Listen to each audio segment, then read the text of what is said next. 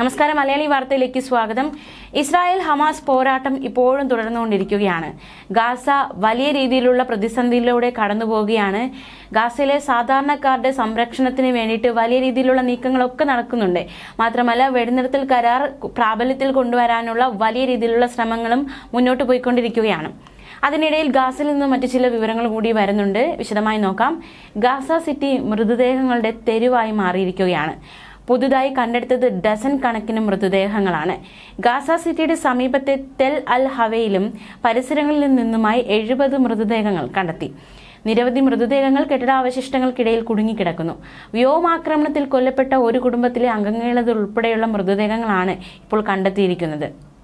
Israel സേന Tel അൽ ഹവയിൽ നിന്ന് വെള്ളിയാഴ്ച രാവിലെ പിന്മാറി. മൃതദേഹങ്ങൾ മാറ്റാനും പരിക്കേറ്റവരെ ആശുപത്രിയിൽ എത്തിക്കാനുമുള്ള ശ്രമങ്ങൾ പോലും ഇസ്രായേൽ സേന തടയുന്നു എന്ന ആരോപണവും അതിശക്തമായി തന്നെ നിലനിൽക്കുന്നുണ്ട്. ഷുജയിലും സ്ഥിതിയിൽ വലിയ മാറ്റമൊന്നുമില്ല. നിരവധി മൃതദേഹങ്ങളാണ് ഇവിടെ നിന്നും കണ്ടെത്തിയത്.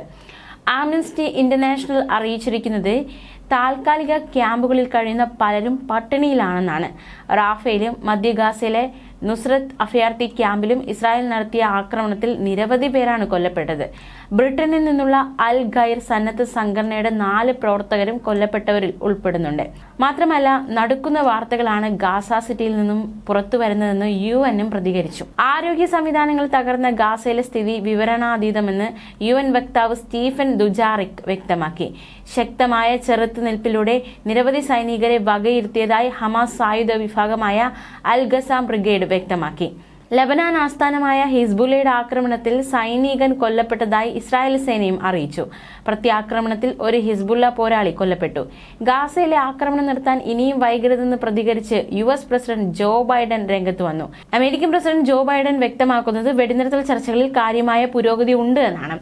കൈറോയും ദോഹയും കേന്ദ്രീകരിച്ചുള്ള ചർച്ചകളിൽ ജോ ബൈഡൻ വലിയ രീതിയിലുള്ള ഇടപെടൽ തുടരുന്നതായി വൈറ്റ് ഹൌസും വ്യക്തമാക്കിയിട്ടുണ്ട്.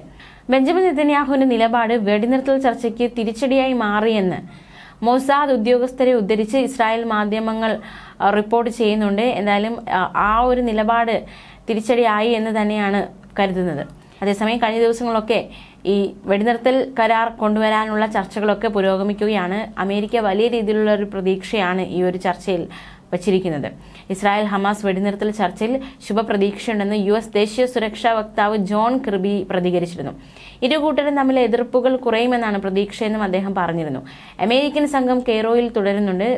ബന്ദിമോചന കരാറിന് ഒരുക്കമാണെങ്കിലും പ്രായോഗികമല്ലാത്ത ഉപാധികളാണ് ഹമാസ് ഉന്നയിക്കുന്നതെന്ന് ബെഞ്ചമിൻ നെതന്യാഹു വിമർശിച്ചിരുന്നു.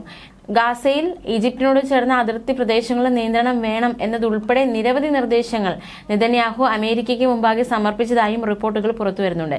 ഇസ്രായേൽ പ്രതിരോധ മന്ത്രി യോവ് ഗാലന്റ് പറയുന്നത് ലക്ഷ്യം പൂർത്തീകരിക്കാതെ സൈനിക പിന്മാറ്റത്തിന് തയ്യാറല്ല എന്നാണ്. ന്യൂസ് ഡെസ്ക്, മലയാളി വാർത്ത.